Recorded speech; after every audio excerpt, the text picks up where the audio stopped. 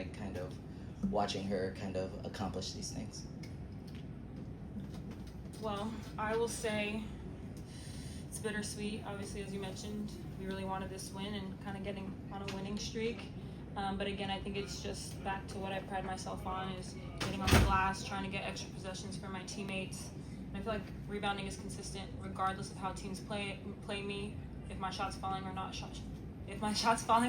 falling, I can always kind of attract the ball. So I think just being consistent with that has really helped me get to this point. So I think just trusting the process and just focusing on what I can do. So, yeah. I'll just say, Kiki's a winner. She doesn't take to losing.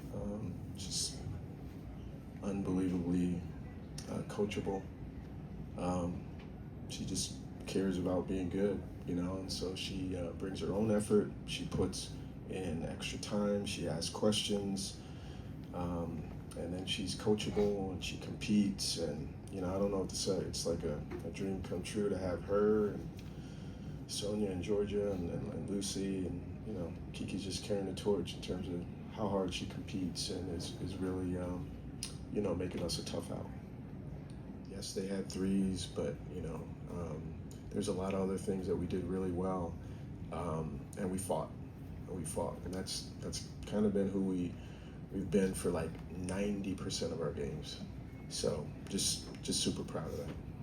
Staying with that a little bit, Nate was just saying in his postgame that's the most zone they've seen all year. How do you think that it was effective in terms of kind of throwing them off in kind of the way that you were talking about pregame? Yeah, no, I did. I thought it was effective, but AC, Kiki, and the whole crew, like they make it live and breathe. So like whatever we're doing, and we are scheming. I think our coaching staff works really hard, but their communication. There's a zone slide that AC did that was right on point. That wasn't necessarily coached. It was like instinctive, and came through communication. Things like that. Your players make you look good, and I thought they were exceptional, and gave us an opportunity to stay with the zone. AC, for you, we've heard a lot about your leadership since you've been here, and especially kind of during this losing streak. Can you kind of talk about what your message has been during the streak, and since you guys got eliminated from playoffs, what are you saying to the group? Just keep continuing to encourage them and letting them know, like, this is the best league in the world. You're going to lose some, right? But it's a process. When you're in this stage of building for the future in that way. But there's enough talent, to just remind them, like, hey, you can compete and win games in this league, but it's how you lose games. And that's whether you're on a championship contending team or not. Going out and competing for 40 minutes and playing and leaving it all out there is how you want to walk away from every game. And so, there were a couple games through this stretch that we didn't like how it felt. And even tonight it's hard. Like, we're professionals, we want to win, but it's how you lose. I can walk away from this saying I gave everything, that my team gave everything, the players played, they left it all out there, and that's, sometimes it goes your way and sometimes it doesn't. That's sport, that's life, but it's how you continue to build. And so for me, just letting them know, like, it's a process, to trust the process and plant seeds. Because what they do, I know I'm a latecomer here, but what you do this year, you're planting the seeds for 2-3 years down the line. So that way, when you are, when you look up and they're sitting here 2 years from now and you're talking to them about going to the finals or whatever, they're going to be able to look back at this season and be like, we planted good seeds, we planted, culture seeds. And the culture is really important when you're trying to build. And so, yeah, just continuing to let them know, to trust themselves, to have confidence. They're getting real game time experience.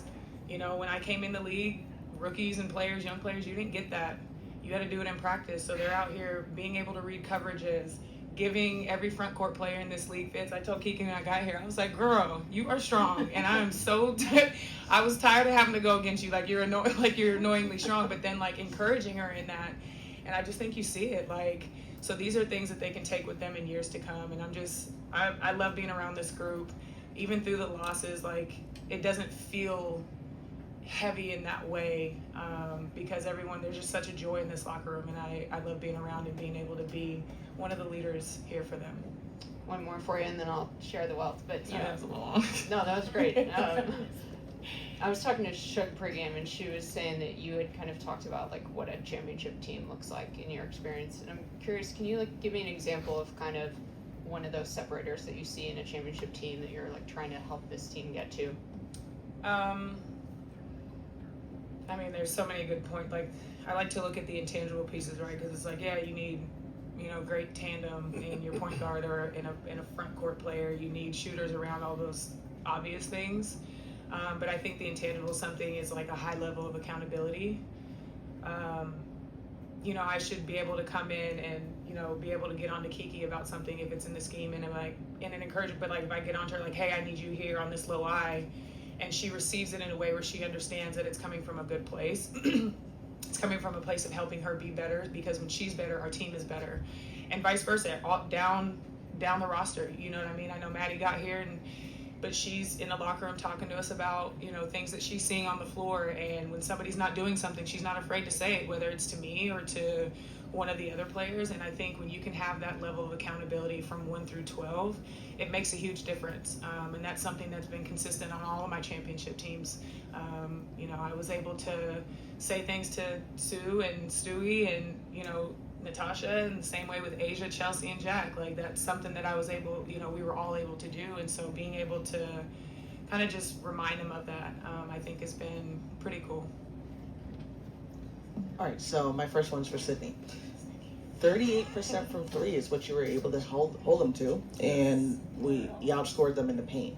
What did you like from the effort that you saw tonight all around? Yeah, I thought we had some schemes there in terms of the zone helped us. In our man, there were some things that I thought we did a good job staff-wise of trying to correct, because they were able to expose some weaknesses in man, and then players like players make it happen. We have to watch a lot of film and do our work and try to put together a game plan, but they lived and breathed it. And so I thought their effort was sensational, multiple efforts, not putting your head down, competing against the Mercury, all those things were really good. And then for Kiki, 0 fouls tonight. We have to applaud that, right? Your defense is getting better. Can you just kind of talk me through how you feel that your defense has been this season now? Yeah, I think my first game of the season I fouled out, or one of them. So I'm definitely happy with the progress that I'm taking, or where I'm getting to. I think I could be a little bit, I can get one foul, I can be a little bit more aggressive, I would say that. But just, I think for myself, it's anticipating what the schemes are going to be, watching film, understanding where my player is going to be, how can I help others as well. So I think it's just, I'm developing a higher IQ, so that's also helping with the fouls, and I'm a little bit, calm, so I'm not getting those ticky-tack fouls right now.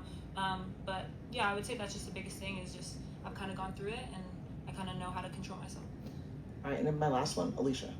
When's the cooking season coming out? Stay tuned. We're in the works. It'll be coming soon. All right, thank you. Alysha, what has stood out to you about Kiki and Sonia just in general since you got here? Right off the top is just their poise. As rookies in this league, like, it's a tough league for anybody, and just the way that they're able to learn on the fly, their quick learning skills that they have is really important. But I love the way that they compete. Being able to come in and they're not afraid of anybody, even as an opponent of them, like the way that they would attack, us, it was just like, okay, these rookies ain't scared of nobody. But being able to watch that and watch it up close and personal has been amazing. And then just their work ethic. They have such a lightness and a joy when they show up to work and when they're working, and that's something that I love being around. It's so infectious, and so to be able to watch them and then watch them thrive out there and succeed, and watching all their work pay off, I think it's been really cool. But I'm really impressed by their poise, the way that they're able to just stay within themselves, and continue to compete night in and night out, it's pretty special.